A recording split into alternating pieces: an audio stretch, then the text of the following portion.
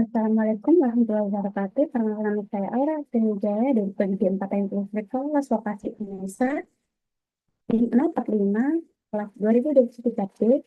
Dan di sini saya akan mempresentasikan materi dalam artikel yang telah saya buat yang berjudul mengenai faktor daya untuk mengoptimalkan konsumsi energi listrik serta strategi untuk penghematan energi. Pendahuluan, faktor daya adalah perbandingan antara daya aktif yang digunakan oleh beban listrik dengan daya penuh yang disuplai oleh sumber listrik. Faktor daya dirumuskan sebagai berikut. PF sama dengan P per S sama dengan cos theta, yang dimana PF sama dengan faktor daya, P daya aktif, S daya penuh, theta sudut antara arus dan tegangan.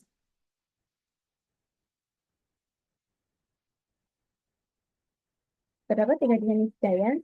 Daya aktif adalah daya yang terpakai untuk melakukan energi sebenarnya. Daya reaktif bukan daya yang tidak menghasilkan kerja nyata, tapi diperlukan untuk membangkitkan medan magnet pada peralatan yang mengandung tumparan.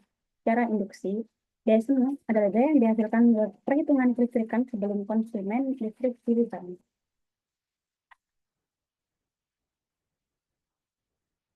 Rumus daya aktif itu sama dengan C kali I kali cos theta. Keterangan C dengan daya aktif, C tegangan, I arus listrik, cos theta faktor daya. Rumus daya reaktif ini sama dengan C kali I kali sin theta atau I sama dengan P tan theta. Keterangan Q sama dengan daya reaktif, C tegangan, I arus, sin theta komponen daya reaktif.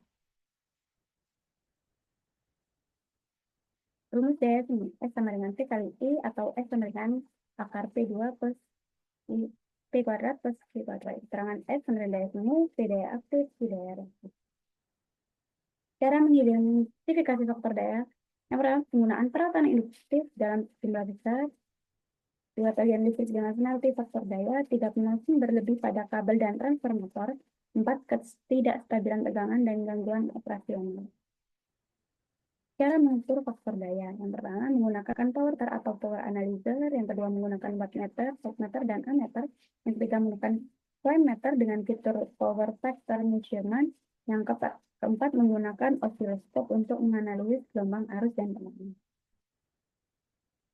Hubungan faktor daya dengan efisiensi energi listrik. Faktor daya memiliki hubungan langsung dengan efisiensi penggunaan energi listrik karena mempengaruhi jumlah arus listrik yang harus disuplai oleh sumber daya listrik. Yang pertama, faktor daya yang rendah menyebabkan pemborosan energi.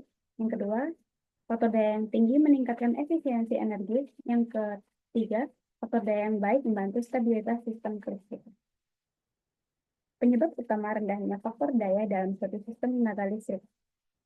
Faktor daya yang rendah dalam suatu sistem tenaga listrik merupakan masalah yang dapat menyebabkan pemborosan energi, peningkatan rugi daya, serta kenaikan daya operasional listrik. Yang pertama, dominasi beban induktif dalam sistem tenaga listrik. Dua, kurangnya kompensasi daya reaktif. Tiga, ketidakseimbangan beban dalam sistem tiga fase. Empat, pengaruh beban non-linear dan distorsi harmonik. Lima, transformator yang bekerja dalam kondisi tanpa beban atau operative tension. Dampak negatif dari faktor daya yang rendah terhadap sistem kelistrikan. Yang pertama, peningkatan arus dalam sistem. Kedua, rugi daya dan beban listrik. Tiga, overload pada peralatan listrik. Empat, penurunan tegangan atau voltage drop. Yang kelima, peningkatan biaya listrik. Yang keenam, gangguan pada kualitas daya listrik. Distorsi tegangan dan arus, kinerja peralatan menurun, ketidakstabilan sistem tegangan, dan lain-lain.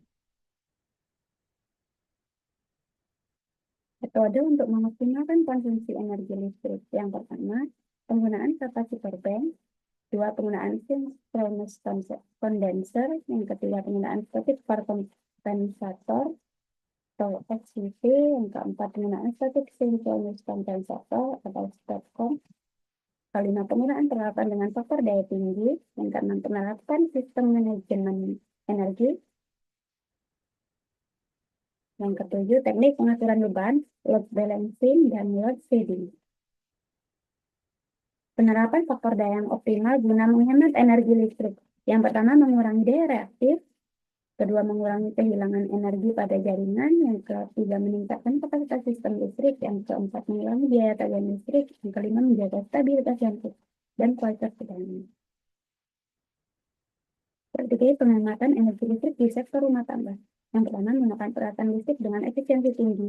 Dua, mengoptimalkan penggunaan peralatan listrik, tiga, memanfaatkan cahaya dan ventilasi alami. Yang keempat, penggunaan energi terbarukan seperti pemasangan panel surya.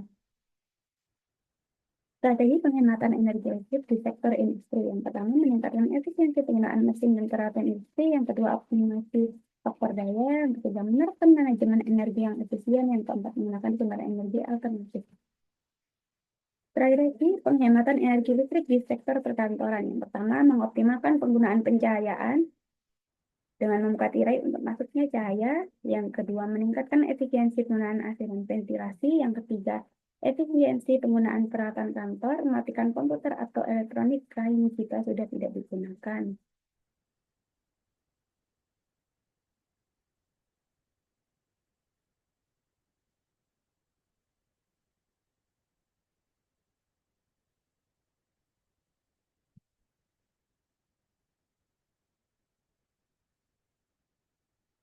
Yang keempat, menerapkan kebijakan kesadaran energi. Kesimpulan, faktor daya rendah menyebabkan pemborosan energi, kerusakan peralatan, dan biaya tinggi. Penyebab utamanya adalah beban induktif dan kurangnya kompensasi daya. Solusinya, pasang kapasitor atau alat koreksi daya. Hasilnya, efisiensi meningkat, biaya turun, sistem lebih andal. Yang bisa saya sampaikan, kurang lebihnya mohon maaf. Terima kasih. Wassalamualaikum warahmatullahi wabarakatuh.